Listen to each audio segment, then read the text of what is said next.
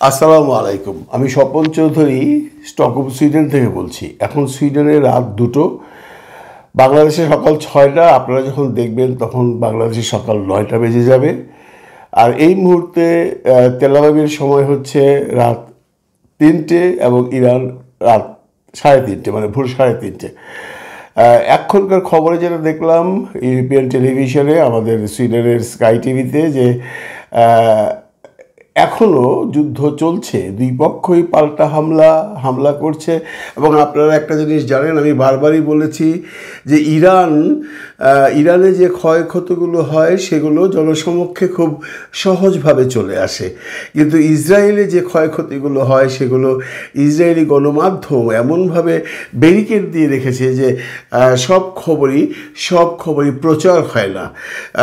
জনসংখ্যার দিক দিয়েও আপনারা জানেন, আমরা সবসময় শুনে এসেছি ইসরায়েলের তুলনায় ইরানের জনসংখ্যা বেশি আহত হয়েছে।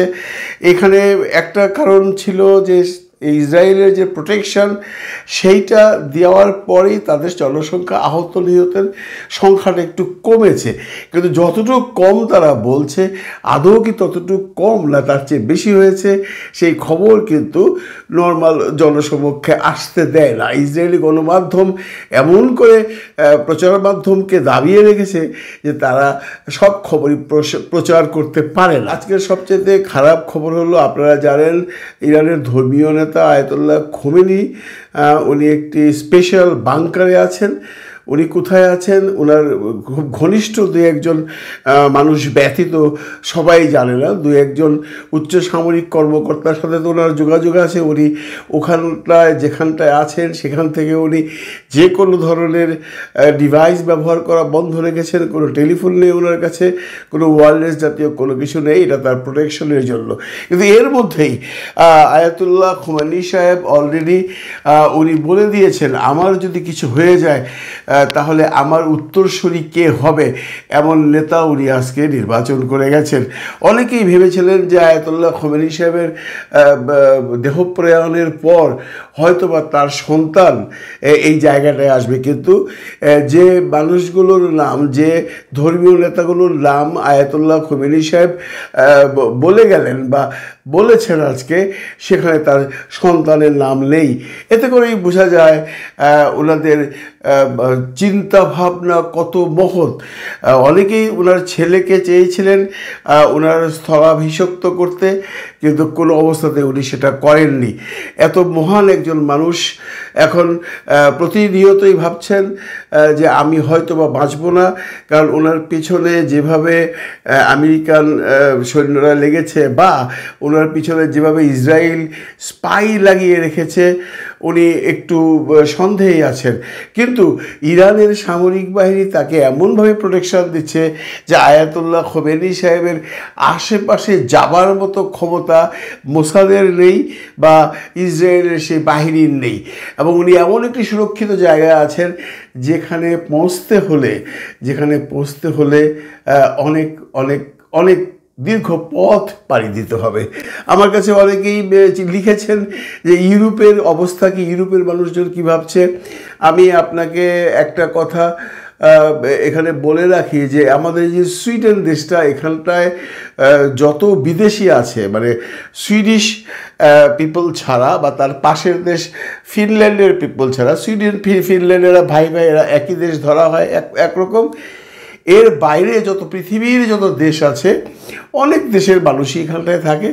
সবচেয়ে বেশি বিদেশি এখানে আছে ইরানের, এবং আপনারা শুনলে আশ্চর্য হয়ে যাবেন, ইরানের জনসংখ্যা এখানে সেই ডাক্তার থেকে শুরু করে, ইঞ্জিনিয়ার থেকে শুরু করে ক্লিনার পর্যন্ত সব শ্রেণীর জনসংখ্যা এখানে কাজ করে এবং দীর্ঘদিন যাবৎ সুইডেনে আছেন। স্টকহোমে প্রায়শই এই ইসরায়েলের বিরুদ্ধে বিভিন্ন ধরনের ডেমনস্ট্রেশন হচ্ছে। আমি নেক্সট ডেমনস্ট্রেশন যেটা হবে সেটা আপনাদেরকে আমি লাইভ করে দেখাবো। প্রচুর ইরানিয়ান আছে এবং ইরানিয়ানদের সাথে যে সমস্ত মুসলিম দেশের মানুষজন এখানটায় আছে, তারা সবাই আল্লাহর কাছে প্রার্থনা করছেন এই যুদ্ধে যেন ইরান জয়ী হয়।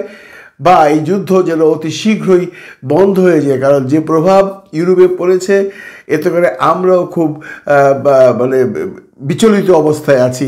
আপনারা হয়তো জানেন কিনা জানি না, এখানে জ্বালানি তেলের মূল্যের দাম বেশ বেড়ে গেছে, পার লিটারে প্রায় 1 ক্রাউন, পার লিটারে বাংলাদেশি টাকায় প্রায় 12 টাকার মতো, 12.5 টাকার মতো বেড়ে গেছে। এবং এর প্রভাব পড়ে জিনিসপত্রের দাম এখনও বাড়েনি, তবে বাড়ার পথে আছে। কিন্তু এই সুইডিশ জনগণ যারা আছেন, আমি আপনাদেরকে এখানে এটাও জানিয়ে রাখি, সুইডেনের যারা অরিজিনাল সাদা চামড়ার সুইডিশ, যারা অরিজিনাল এই দেশের, তাদের ম্যাক্সিমাম মানুষই ইরানের পক্ষে কথা বলেন, কারণ এরা কিন্তু খুব একটা ধর্মীয় নন এবং এরা কিন্তু খুব একটা উগ্রবাদী নন।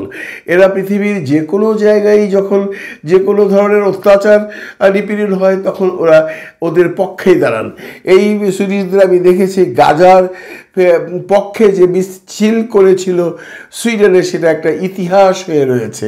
এবং এরা এখনও, আমি 2-1 জনের সাথে কথা বলেছি, এরা এখনও বলছে ইসরায়েলের বার বেশি বেড়ে গেছে। ইসরায়েলকে এবার যদি শিক্ষা দিতে পারে ইরান, তাহলে ইসরায়েল ঠান্ডা হবে। আর নয়তো ইসরায়েল যদি এবার ইরানের সাথে কোনো কারণে জিতে যায়, তাহলে ইসরায়েল এই পুরো আরব বিশ্বে ধ্বংসলীলা জ্বালাবে। এই বিশ্বাস এখানকার মানুষজনের আছে।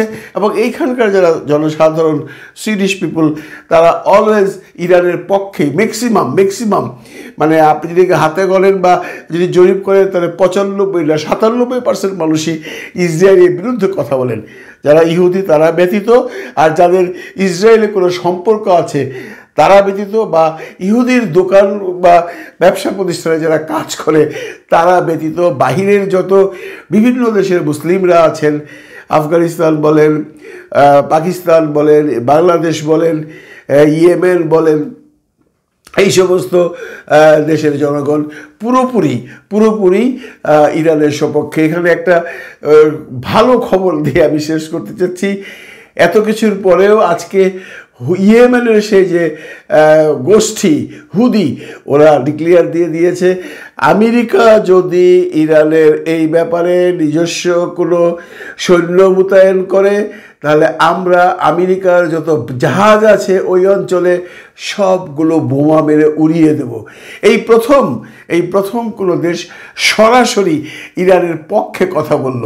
এটা একটা সুসংবাদ, কারণ হুদিদেরকে আপনি পিছিয়ে রাখতে পারবেন না। এরা অত্যন্ত শক্তিশালী, এরা অনেক কিছুই করতে পারে, এর আগেও অনেকবার প্রমাণ করেছে।